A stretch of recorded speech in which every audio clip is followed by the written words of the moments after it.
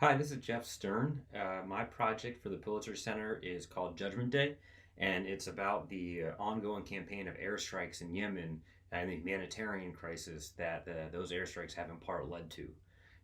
When I first began working on this project a little over a year ago, the ambition was really to try to collapse the distance between what was going on there and readers, in particular Western readers, for whom Yemen is really remote, is fairly exotic, and the relationship between the United States and its policy and what was going on in Yemen was obscure. It was a humanitarian catastrophe that not a lot of people were paying attention to.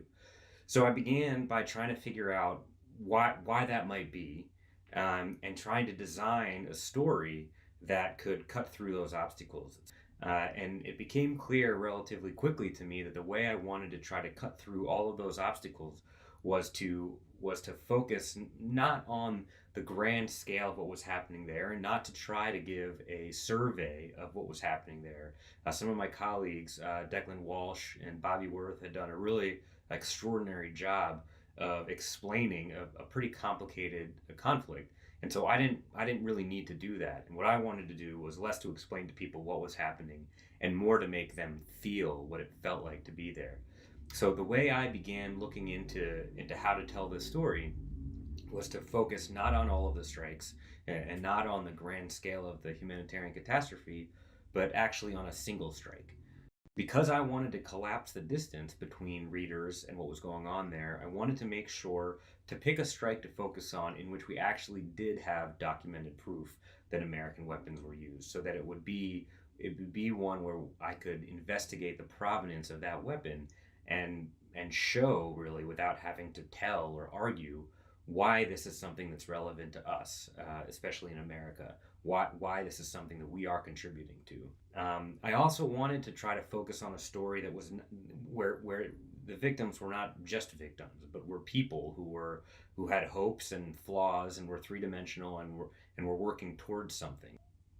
I wanted to make sure that I focused on an event, an incident that showed people being people, that showed people having hopes and working towards something, and allowed them ideally to become three dimensional people that we can relate to, that we might kind of recognize as archetypes from our own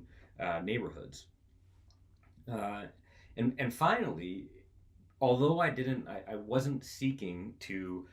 document the full scale of the humanitarian crisis,